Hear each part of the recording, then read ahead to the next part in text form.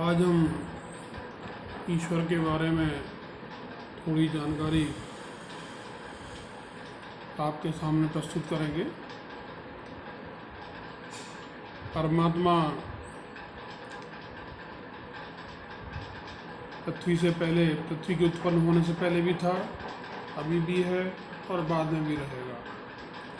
तो पहले भी था, अब भी है और बाद में भी रहेगा। वो अनंत, अजन्मा, अमर है।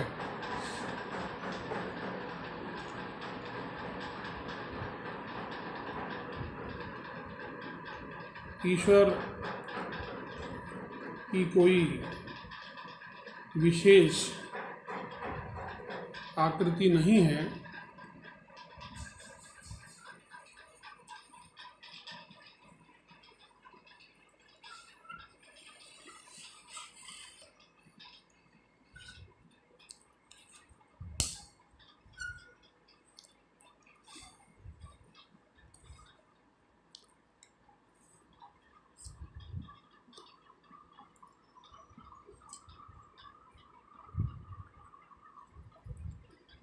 वह कभी भी, कहीं भी, किसी भी रूप में प्रकट हो सकता है।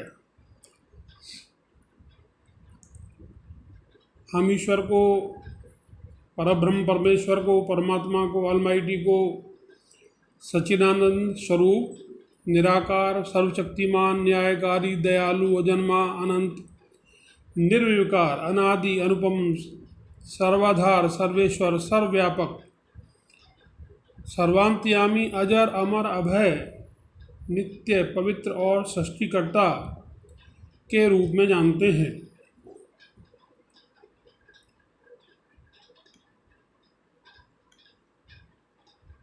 ईश्वर के बारे में हम कह सकते हैं कि वह वैभव, आधिपत्य, ईश्वरीय संपदा, ईश्वरीय विभूति आदि से संपन्न है। उनके बारे में विभिन्न काल में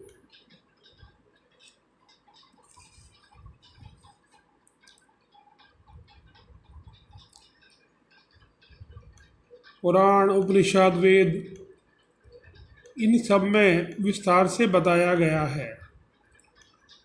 और मेरा ये अध्याय परमात्मा को समर्पित है।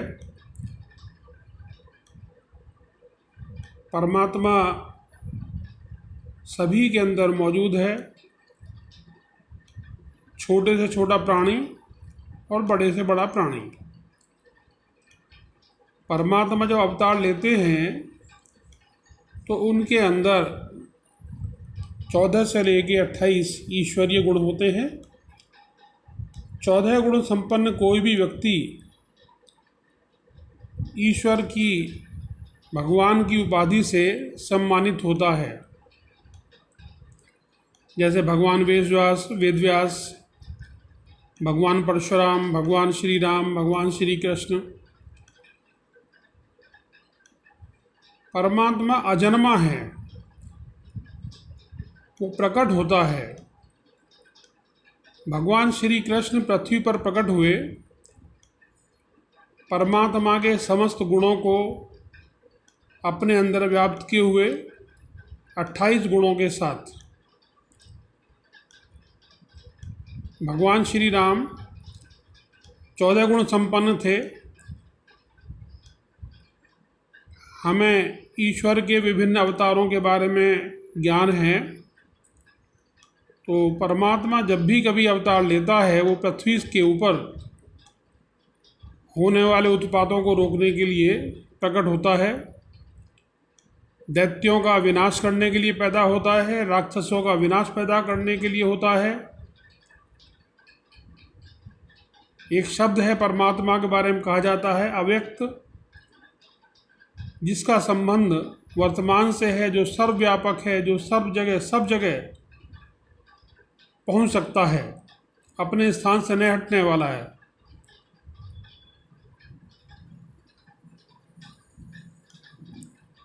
परमात्मा का वर्णन वेद पुराणों से लेकर भागवत गीता में भी है।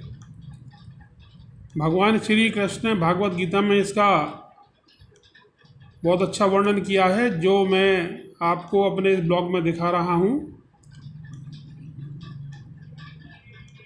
ये ब्लॉग संतोष की पाठशाला पर मौजूद है और हिंदुत्व संतोष की पाठशाला .blogspot.com और हिंदुत्व wordpress.com पर मौजूद है।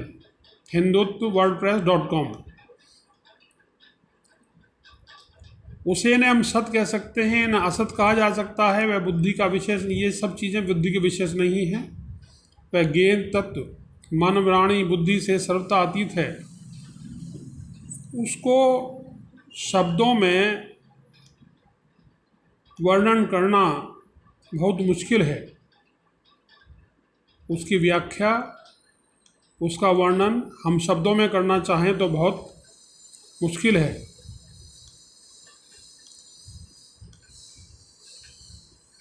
परमात्मा कहते हैं स्थावर जंगम जितने भी प्राणी हैं वो सब उनसे ही उत्पन्न हुए हैं।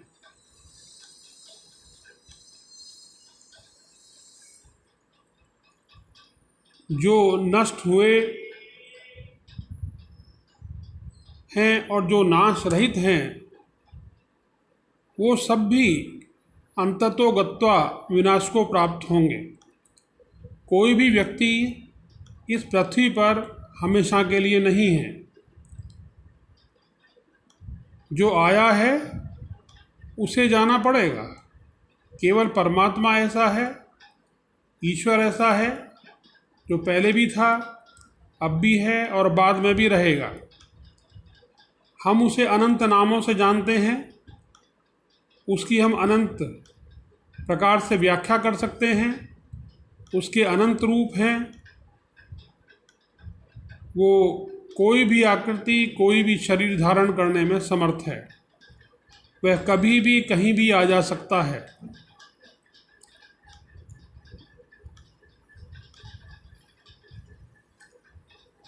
वह शासन करने वाला है, सभी का स्वामी है, वो परम पुरुष है।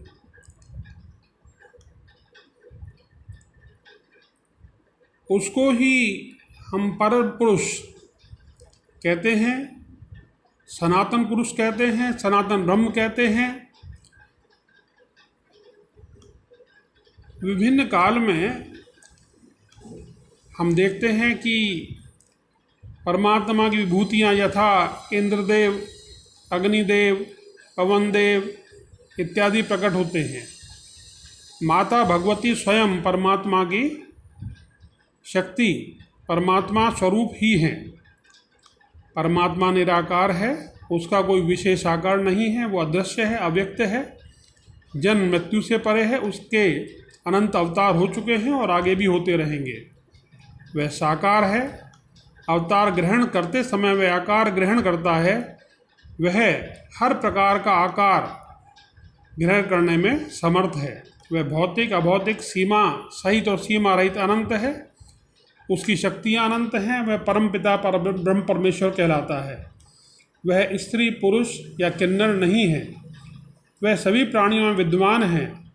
जीवन के सभी रूप उसी से उत्पन्न हुए हैं। वह उसी में विलीन हो जाएंगे। समस्त धन, शक्ति, सौंदर्य, ज्ञान तथा त्याग से युक्त परम पुरुष परमात्मा भगवान कहलाता है।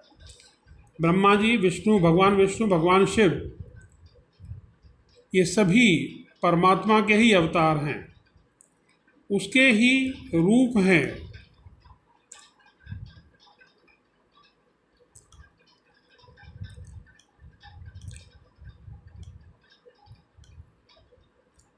इस अध्याय में आप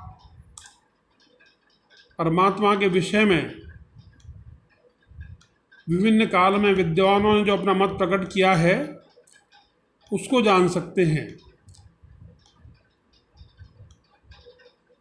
मैंने इसमें विभिन्न विद्वानों के द्वारा प्रस्तुत विचारों का समागम किया है और कोशिश की है कि छोटी से छोटी जानकारी को मैं इसमें स्पष्ट कर सकूं।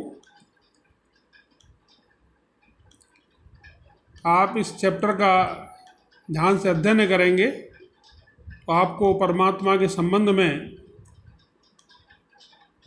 स्वतः ही ज्ञान की प्राप्ति हो जाएगी। और जो व्यक्ति परमात्मा के ज्ञान को प्राप्त कर लेता है वह धीरे धीरे परमात्म तत्व की तरफ बढ़ने लगता है, यानी वो परमात्मा में विलीन होने की तरफ बढ़ने लगता है, परब्रह्म परमेश्वर में विलीन हो जाता है, सायुज्य हो जाता है, उसका पुनः जन्म नहीं होता, उसको मोक्ष की प्राप्ति हो जाती है। इस अध्याय में इन्हीं विषयों पर प्रकाश डाला गया है। आपको इसके बाद में परमात्म तत्व के बारे में विस्तार से बताऊंगा। आप इसे सुनें, समझें और आपके संपर्क में जो भी व्यक्ति आता है उसे समझाने का प्रयास करें। ईश्वर आपके ऊपर कृपा करेगा। धन्यवाद।